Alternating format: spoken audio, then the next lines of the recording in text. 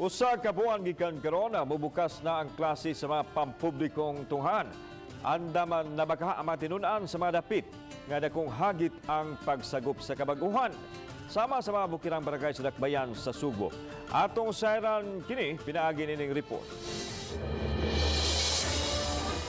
Matod sa uban nga sayon sultihon ang panlisod buhaton ang pagsagop sa new normal sa mga tunghaan ugaling madayon yun ang klase sa sunod buwan.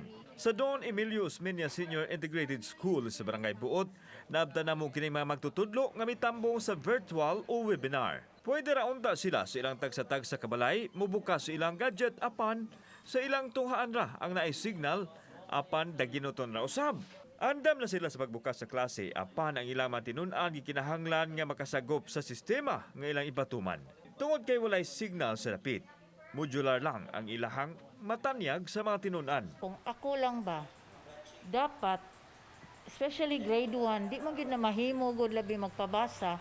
So para na ako lang, pasudlon gid na ako. Basta imo lang sa yung isunod ang katong social distancing with mask. Ang among enrollment in one classroom, dili po na limit. Mao na ginay among enrollment. Gagmay In one kuan. Yes, sir. Si Manang Chudora, kuyog ang iyang apo, excited mo eskwela apan may kahingawa sa bag-ong pamaagi. Kung ipadaman kanila ang learning material sa balay, iyang giangkon nga limitado lang ang iyang pagtudlo kay wa man siya makatapos sa pag-eskwela. May upat pa siya ka mga anak nga nagtungha usab.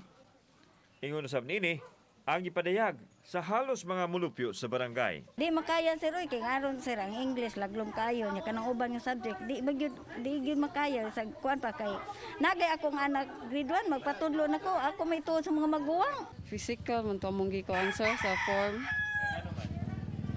Kay murag mas makuan man gud ang bata sir sa mag-physical, mas makuan gud ang iyang pag-eskwela pa sa pagkaton, pag-leksyon sa maestra, sa pagkuan.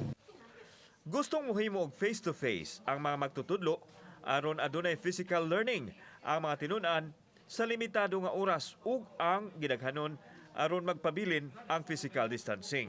Pero kining tanan mag-agad lang sa DepEd. Bisan og walay COVID case sa Barangay Buot, apan nahisakop kini sa Dakbayan sa Subo nga ubos sa hugot nga quarantine status. Sunod lang gid mig unsay isulti, maingon ganig dili madayon, maghuwat tag kanusaaw. Sunod ra gid ta. Kauban si Marlon Melgaso, ako si Alan Domingo. Balitang Bisdak.